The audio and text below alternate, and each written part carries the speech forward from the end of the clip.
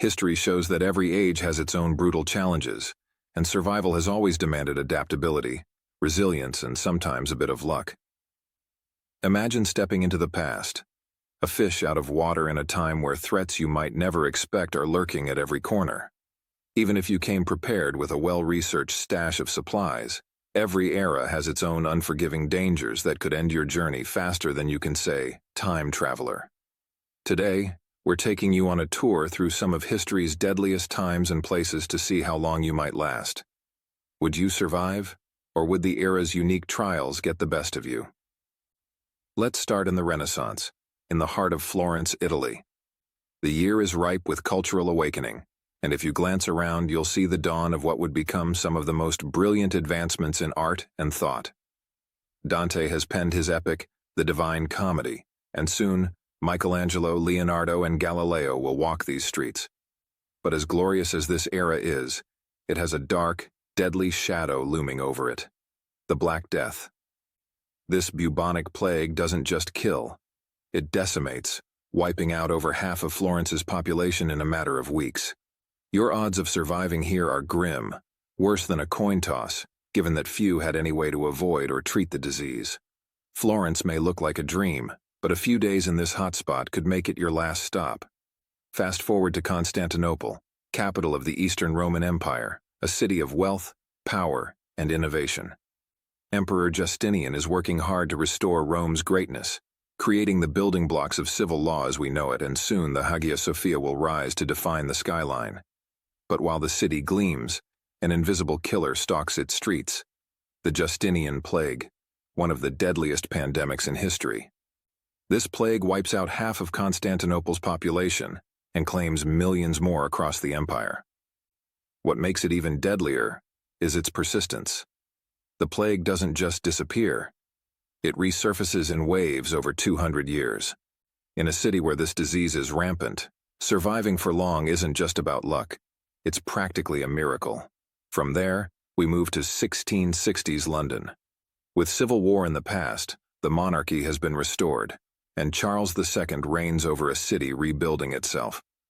Isaac Newton is at Cambridge, laying the groundwork for his revolutionary ideas, and Londoners are enjoying a rare moment of relative peace. But trouble is brewing. The Great Plague of London is about to strike, devastating the population and claiming thousands in a matter of months. And just as Londoners think they've survived the worst, the Great Fire of London arrives the following year, consuming 80% of the city. In a span of a few short years, London is nearly brought to its knees by disease and fire alike. Surviving these back-to-back disasters would take more than just resilience. It would take extraordinary luck.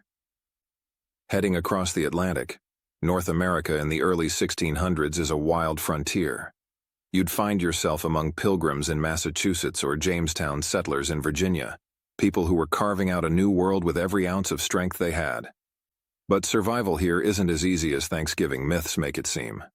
European settlers have unknowingly brought smallpox, a brutal disease that will ravage Native American populations, wiping out as much as 95% in some areas.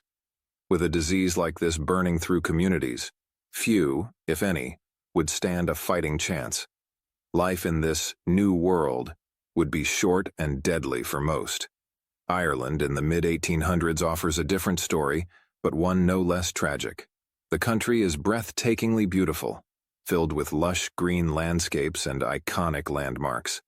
But beauty doesn't feed people, and under British rule, Ireland is on the brink of disaster.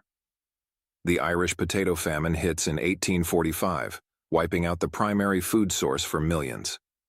Over the next few years, 1 million people will starve or succumb to typhus, while another 2 million will leave the country never to return. Ireland's population won't fully recover for generations. In a time when hunger and disease are taking lives daily, survival is almost an impossible feat. In the golden age of Rome, the Pax Romana ushers in a period of peace, prosperity, and progress. Augustus has unified the empire, and Romans are enjoying a way of life that seems relatively secure. But beneath the grandeur, Rome is rife with hidden dangers. Malaria, typhoid, and tuberculosis become rampant during the sickly months of summer, claiming tens of thousands every year. Add to this the constant threat of nighttime assaults and robberies in Rome's unlit narrow alleys, and you have a city where surviving the season requires a mix of caution, health, and vigilance. Let's take a look at China during the Qin dynasty. With the country finally united after years of war, Qin Shi Huang has set out to bring order, introducing harsh laws, mass mobilizations, and forced labor. Millions are enslaved to build the Great Wall, and nearly all perish in the grueling work. For intellectuals and scholars, life isn't much better. Qin Shi Huang, fearing dissent, has many of them buried alive to silence any opposition. Whether you're building a wall or sharing your ideas, the chances of surviving this era are slim. In the American South during the Civil War, soldiers are in constant danger, but the threat isn't just from bullets. Mosquito-borne diseases like malaria sweep through the armies, particularly in the swampy battlegrounds. The disease kills almost as many soldiers as the conflict itself. With few ways to protect themselves, staying healthy in the South during the war requires more than just grit. It requires escaping an almost invisible enemy. France at the beginning of the 20th century is a bustling place, bursting with art, music, and innovation. But a dark shadow looms as World War I approaches. As the Great War begins, millions of French soldiers find themselves in the muddy trenches, facing unimaginable horrors. The chances of survival here are low, and even those who make it through the war face a new threat: the Spanish influenza, a pandemic that claims thousands more. Staying alive in wartime France requires more than just bravery. It demands resilience against forces seen and unseen. Colonial Philadelphia, in the years after American independence, is a city in transition. The streets are filled with life as trade flourishes. But there's a hidden danger: yellow fever, brought by mosquitoes from the West Indies. Thousands die in violent outbreaks of this tropical disease, making the city one of the most dangerous places to be during certain seasons. In 18th century India, the British East India Company rules with a ruthless hand. The company ignores a massive drought, leading to a devastating famine that kills millions in the Bengal region. As if that weren't enough, smallpox soon spreads, taking thousands more. Survival here isn't just about outlasting hunger and disease. It's about enduring a rule that values profits over people. And finally, Victorian England. The Industrial Revolution has brought incredible technological advancements, but they come at a high cost. Factories are dangerous, with high accident rates, especially among children. Tuberculosis, a slow and painful disease, takes countless lives, leading to a death toll so high that it shapes cultural references for years to come.